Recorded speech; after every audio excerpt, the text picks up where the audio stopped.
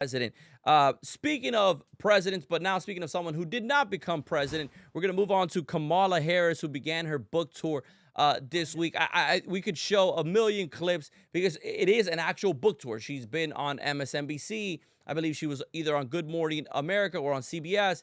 The View on ABC's with the panel that they had with her. And I think it's not going at all the way she thought it would. Dan, I want to start with you on this topic. So many highlights from this conversation. But what I find fascinating is that Democrats themselves are not happy with her book tour. I mean, it doesn't even take someone to be within her party to realize what's wrong. But even from the title, 107 Days, this is not a book about the future of the country.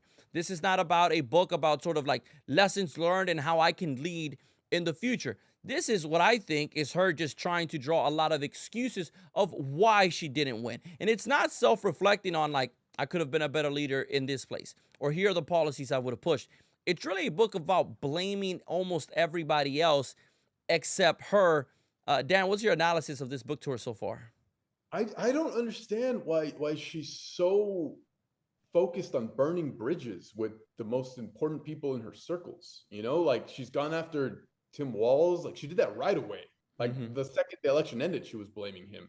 And then she even tried to excuse that by saying, "Oh, I would have picked Pete Buttigieg, but what did she say? But he's gay. They wouldn't have accepted But it." he was Yeah, and gay. like, but the problem there is like it's because he was polling 0% with black people. They didn't like him. Black people are like their bread and butter on the Democrat side, right? So you're lying. Like that's a lie. Nobody believes that's why you didn't pick him. Especially because, you know, no offense to Tim Walz, but he's kind of a feminine looking guy. Like he acts a little, you know, feminine. So I don't buy it. I don't think anybody buys that that's the reason, especially because she was picked because she was a woman of color by Joe Biden, right? So it's like all they care about is identity politics. You know, at the end of the day, like Scott Besson said it best. It was yesterday, I think he said it. Trump picked me because, you know, I was the best person for the job. He happens to be a gay guy. He's the most powerful gay man probably of all time right now, right? And what do you know? It's the Republicans that put him in that position, right? Because it should be about a meritocracy, right? And the problem with Kamala, I think what bothers me the most is she says she ran out of time. But if you really think, if you look back, it was like the more we heard from her, the worse she looked. The more time she had, it was only going to get worse. You know, like didn't 60 Minutes have to scrap like a ton of their interview with her because it was just so bad? There was another interview that Subway guy, the podcast, he said the interview was so bad we scrapped the entire episode. Right?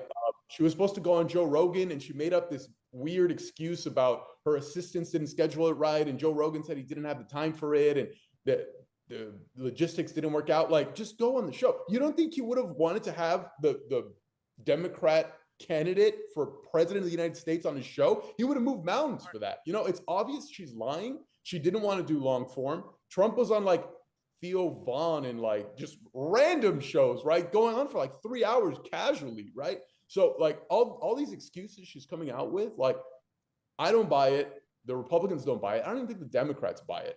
And I don't know what career she thinks she's going to have after this book tour, but the bridges she's burned might have cooked her, like, I don't know, political career in the short term.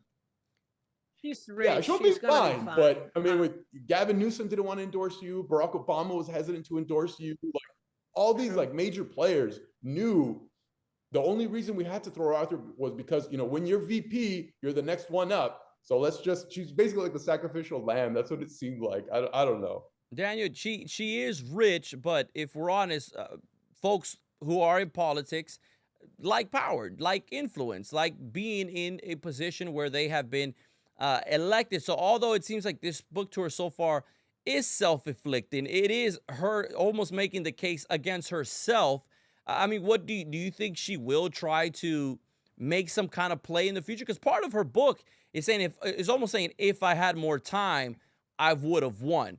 If these folks would have helped me out, I would have won. No, I mean Kamala would have lost, and she will lose no matter what she does in the future. She really has no political future. I'll say the only thing I'll say about her book is that you should listen to the audiobook 20% slowed down because she sounds as if she was drunk. It's I saw hilarious. that. It's actually really good. You should listen to a clip of Kamala Harris's audiobook. 20% slow down. It's like she's drunk. Incredible. In some of her interviews, it was also like pulling teeth. Like the Rachel Maddow one was the one I kind of saw the most, where it's like when you do a book tour, you're trying to sell the book and you're trying to say what's in the book. But what happened is Maddow will put out excerpts of the book and ask her to comment, and she would almost try to pivot away from what was in her book. Dan mentioned this earlier about I mean, she didn't write her book, remember, Wadi. I mean, most of these books are ghostwritten. This is what a lot of people don't understand, and that's why I generally don't recommend You can buying tell the way books she written reads by a it too. politician Yeah, it's because so they like don't write them. monotone and boring. It doesn't flow naturally. The audiobook, right? It doesn't seem like somebody who wrote that would read it that way. I don't know if that makes sense. But it's also, I tough think, if you're reading it for the first time and it's being recorded for the yeah, audiobook. yeah, exactly. But also, That's we right. can't forget she ran for president in 2016, and Mhm. she dropped out before they even got to Iowa because she was Mhm. polling at like 1%.